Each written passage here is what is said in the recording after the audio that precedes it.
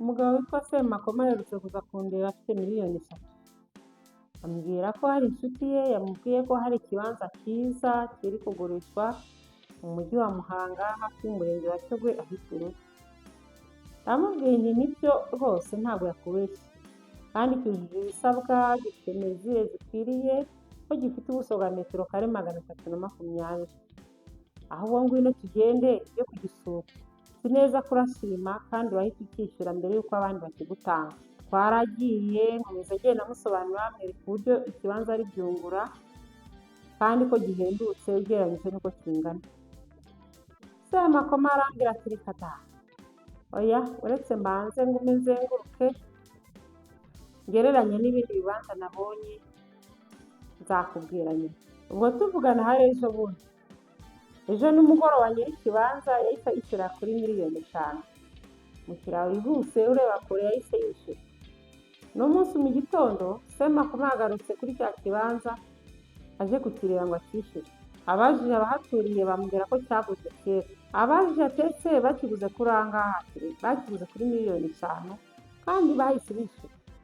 Semakoma arumirwa yifuza impamvu atahise akishyura cyagise.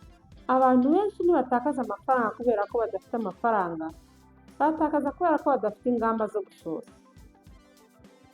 Muraho neza abakunzi ba Fortune Inshuti, mwese ndabasuhuje adukurikira buri munsi muri mu Rwanda, Uganda, Tanzania, Kenya, Burundi, East Africa yose, abakunzi bacu bari muri Zambia, Amerika, inshuti zacu ziri muri Canada, inshuti ziri muri Cyprus, abari mu ntara ya KwaZulu-Natal, abari muri Polonye, abari mu Budage ndetse n'abandi bose bari Burayi, abari bashya namwe kuri uru rubuga ndabakiriye kandi mbahaye ikaze.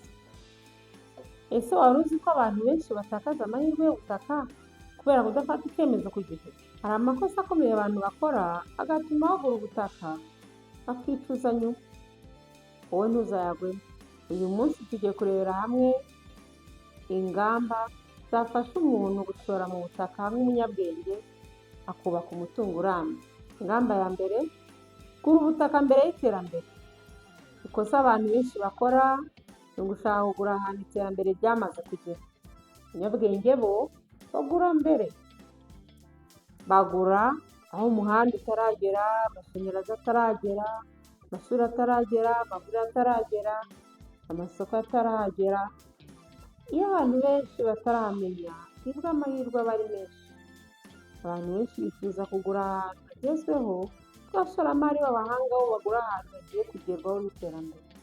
Wibuke ko abakire benshi bagura ejo hazaza mbere y'uko abandi bahabona. Ingamba ya kabiri, tangirana n'ubushobozi ufite uyu munsi. Hari abantu bavuga bati nzagura ubutaka nimbona miliyoni 20, nyamara hari ibibanza byinshi byiza ushobora gutangiriraho. Ugategereze kuba umukire, tangira mbere. N'ikibanza gito gishobora kukubera intangiriro y'umutungo munini.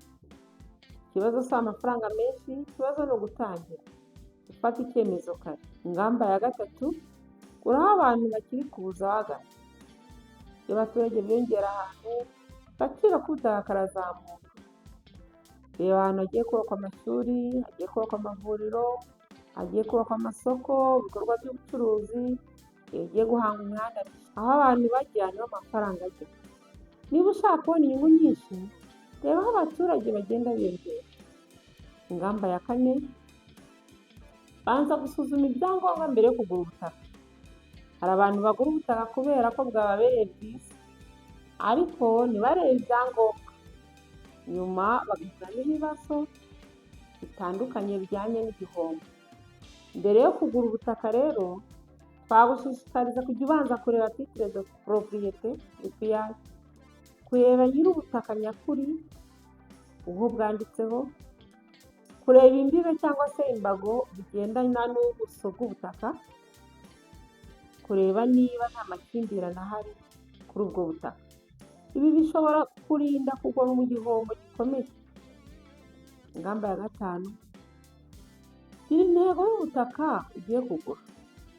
Mbere yo kugura ibaze uti ariko ubutaka ngiye kubukoresha ese ni ubwo kubakamo, ni ubwo kubika, ni ugukoreraho ibikorwa by'ubucuruzi, ni ubwo gukodesha? Ibibazo byose ugomba kubyibaza mbere. Iyo ufite intego fata umwanzuro mwiza, iyo udafite intego ushobora kugura ahantu hadahuye n'icyo ushaka gukora, ibi bikaguteza igihombo rero mu ishoramari ryawe.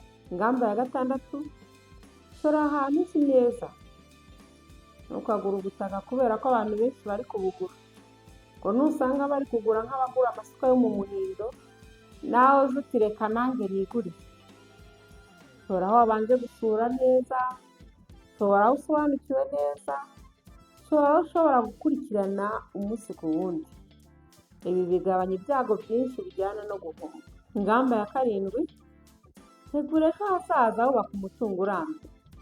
Abantu benshi bagura ubutaka nyuma yo kubona ko ibiciro byazamutse, icyo gihe baba bakereye. Abashoramari batsinda bagura mbere, bategura imyaka iri imbere, ntabwo bategura ukwezi gutaha, bategura imyaka 5, 10 cyangwa 20 iri imbere.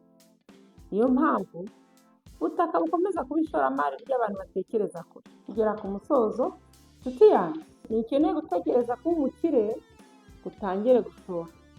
Abantu benshi bafite umutungo munini uyu munsi batangiriye ku ntambwe. Wibuke izi ngamba 7 twabonye haruguru. Gura mbere y'iterambere, tangirira ku cyo ufite, gura aho abaturage biyongera, suzuma ibyangombwa by'ubutaka, gira intego isobanutse, shora aho uzi, tegura ahazaza h'ejo. Hari abantu bakomeza kuvuga bati iyo nza kugura kare, ariko wowe ushobora gufata icyemezo uyu munsi kugira ngo utazagera kwicuza.